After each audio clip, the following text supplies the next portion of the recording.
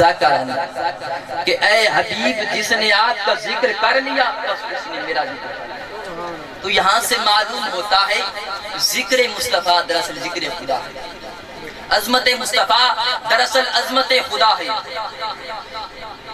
جب آدم علیہ السلام اس زمین پر بھیجا گیا، 300 سال رب کائنات کے ہاں عرض گناہ ہوتے رہے، عرض کرتے رہے یا باری تعالیٰ آپ مجھے معاف فرما دیں، مغفرت کرتے رہے، توبہ کرتے رہے۔ رب کائنات نے 300 سال میں معاف نہیں کیا۔ جب حضرت آدم علیہ السلام نے حضور کا وسیلہ دیا اور عرض کی یا اللہ محمد صلی اللہ علیہ وآلہ وسلم کے وسیلہ و جلیلہ سے حضور کے صدقے سے مجھے معاف فرما دے، تو رب کائنات نے معاف فرما دیا۔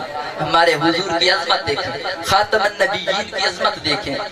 اللہ تعالیٰ نے فرمایا کہ اے آدم آپ کو کس نے بتایا کہ محمد صلی اللہ علیہ وآلہ وسلم بھی ہیں؟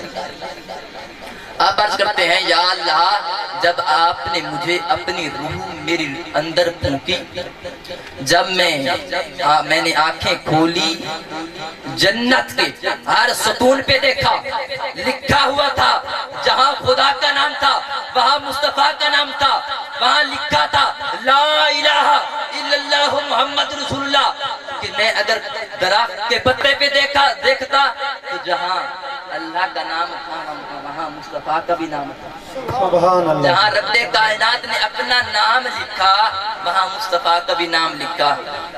تو آپ عرض کرتے ہیں کہ مجھے سمجھ آ گئی کہ اس کی عظمت والا نبی ہے کہ جس نے رب کائنات میں اپنے نام کے ساتھ حضور کا نام بھی اکٹھا رکھا ہے۔ وَرَفَعْنَا لَكَ ذِكْرَكَ، یہ کس کا صیغہ ہے؟ اس میں ماضی کا ہے۔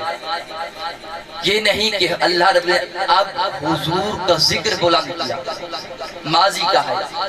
کبھی معلوم نہیں کہ کب رب کائنات نے اپنے حبیب کا ذکر بلند کیا۔ جو میلاد کی بات کرتے ہیں، میلاد میں حضور کا ذکر تو ہوتا ہے، حضور کی شان کی بات تو ہوتی ہے، حضور کی عظمت، حضور کے مقام، حضور کی سیرت، حضور کے کرامات ہوتی ہے۔ صیغہ ماضی کا استعمال کیا کہ ہم نے آپ کا ذکر آپ کی خاطر بلند کیا، قید نہیں کرنے کے کب بلند فرمایا۔ جب حضرت آدم علیہ السلام بنے تو اس وقت بھی حضور کا ذکر تھا۔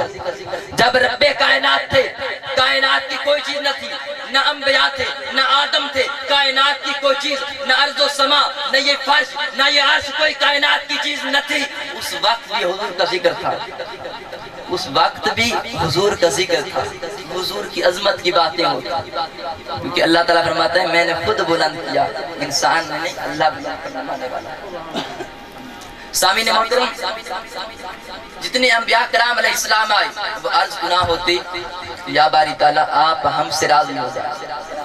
جب وہ خطا لغزش کر بیٹھتے عرض کرتے یا باری تعالیٰ آپ ہمیں معاف فرما دے اور آپ ہم پہ راضی ہو جائیں، کیا ہم پہ راضی ہو جائیں اور حضور کی عظمت دیکھیں، حضور کا مقام دیکھیں، حضور کی شان دیکھیں کہ رب کائنات خود فرما رہا ہے والا سوف یعطیک ربک فترضی۔ انبیاء عرض کرتے یا باری تعالیٰ آپ ہم سے راضی ہو جائیں اور رب کائنات فرما رہا ہے والا سوف یعطیک ربک فترضی، کہ اے حبیب آپ ہم سے راضی ہو جائیں۔ انبیاء عرض اپنے لیے کرتے کہ آپ ہم سے راضی ہو جائیں اور رب کائنات حضور کو فرما رہے ہیں کہ آپ ہم سے راضی ہو جائیں۔ تو معلوم ہوا کہ رضائے مصطفیٰ دراصل رضائے خدا ہے۔ اگر حضور راضی ہو گئے تو رب کائنات راضی ہو جائے گا۔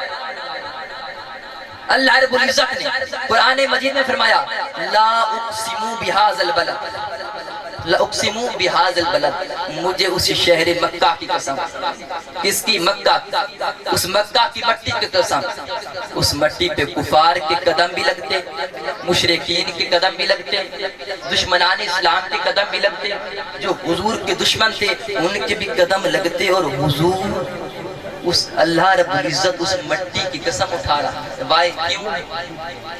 رب کائنات نے کوہ طور پہ اپنی تجلی نازل فرمائی۔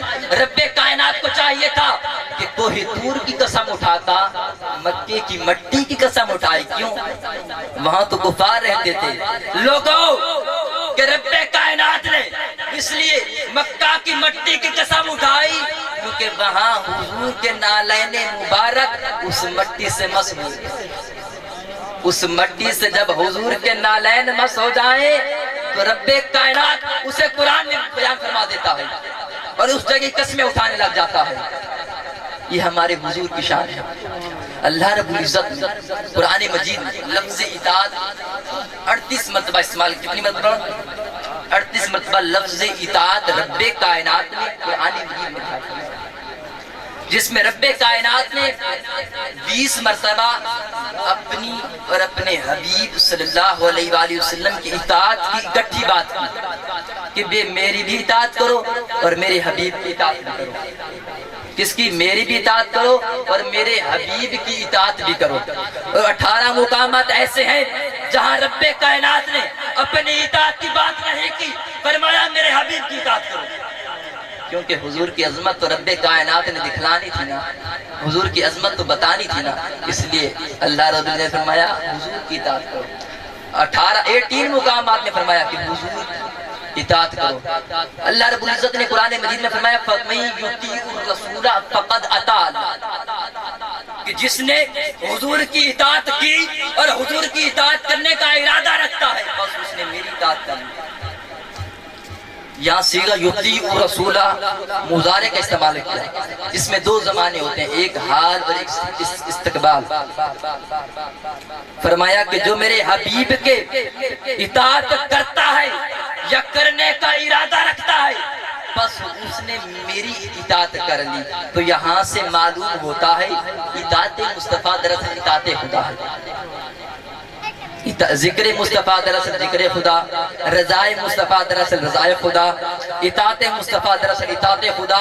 اور اللہ رب العزت نے فرمایا وَإِنَّكَ لَعَلَىٰ خُلُقٍ عَظِيمٍ کہ اے حبیب مکرم ہم نے آپ کو خلق عظیم درجے پر فائز کیا، خلق عظیم درجے پر فائز کیا. عائشہ صدیقہ رضی اللہ تعالیٰ عنہا سے ایک شخص آیا اور اس نے عرض کی اے امی جان بتائیے کہ حضور نبی اکرم صلی اللہ علیہ وآلہ وسلم کے اخلاق مبارکہ کیسے تھے؟ آپ فرماتی ہیں کہ اے شخص، اے سائل، اے حضور کے بارے میں مجھ سے پوچھنے والے کیا تو نے قرآن نہیں پڑھا؟ تو عرض کرتا ہے امی جان میں نے پڑھا ہے. تو آپ فرماتی ہیں کانا خلقہ القرآن، سارا قرآن حضور کے ذکر کی، حضور کی سیرت کی عملی تفسیر تو ہے، یعنی قرآن حضور کی پیکرہ مصطفیٰ تو ہے. تو پھر کہنا پڑے گا ہے یہ بھی قرآن ہے وہ بھی قرآن، یہ کتابوں کا سردار وہ رسولوں کا سردار، اس میں خدا کا جمال اس میں خدا کا کمال، یہ سینوں میں اترنے والا وہ روحوں میں اترنے والا، یہ مسلمانوں کے لیے رحمت، یہ تمام جہانوں کے لیے رحمت ہے. یہ بھی لڑائب ہے وہ بھی لڑائب ہے، یہ بھی آلہ ہے وہ بھی آلہ ہے، یہ بھی خدا کا ہے وہ بھی خدا کا. مگر فرق یہ ہے یہ خاموش قرآن وہ بولتا قرآن، یہ قرآن سکوت والا وہ قرآن حرکت والا، یہ قرآن اجمال وہ قرآن تفسیر، یہ قرآن تنزیل وہ قرآن تنویر، یہ قرآن لفظ وہ قرآن معنی، یہ قرآن ذکر وہ قرآن فکر، یہ قرآن متن وہ قرآن تشریح، یہ قرآن کالی ستروں والا وہ قرآن کالی زلفوں والا. ارے اس قرآن کو پڑھنے والا قاری بنتا ہے اور اس قرآن کو تکنے والا صحابی بنتا ہے. ارے یہ قرآن خدا کی کتاب ہے وہ قرآن رسالت مآب ہے، یہ قرآن خدا کی کتاب وہ قرآن رسالت مآب. تو شاعر کی مصرع ہے کہ سر سے لے کر پاؤں تک تنویر ہی تنویر ہے، سر سے لے کر پاؤں تک تنویر ہی تنویر ہے. گفتگو سرکار کی قرآن کی تفسیر ہے. ارے سوچتی تو ہوگی دنیا مصطفیٰ کو دیکھ کر وہ مصور کیسا ہوگا جس کی یہ تصویر ہے، وہ مصور کیسا ہوگا جس کی یہ تصویر ہے. سامعین محترم وقت بہت قلیل ہے، آخری ایک چھوٹا سا واقعہ حضور پہ درود کی بات. حضور صلی اللہ علیہ وسلم معراج پہ جا رہے تھے تو آپ کی ملاقات ایک فرشتے سے ہوتی ہے. وہ فرشتہ عرض کرتا ہے یا رسول اللہ میں آپ کو عجیب تر بات بتاؤں؟ تو حضور فرماتے ہیں بتاؤ. وہ فرشتہ عرض کرتا ہے اللہ رب العزت نے مجھے اتنی طاقت اتنی قوت اتنی ہمت عطا فرمائی ہے کہ کائنات میں جتنی ریت ہے میں اس کا ایک ایک ذرا گن سکتا ہوں.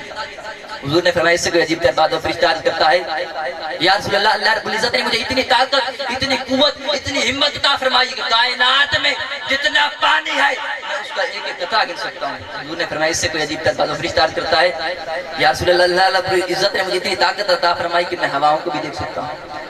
حضور صلی اللہ علیہ وسلم مسکراتے ہوئے چل پڑے. فرشتہ عرض کرتا ہے یا رسول اللہ, اس سے بھی ایک عجیب تر بات ہے. آپ فرماتے ہیں کہ اے فرشتہ کون سی بات؟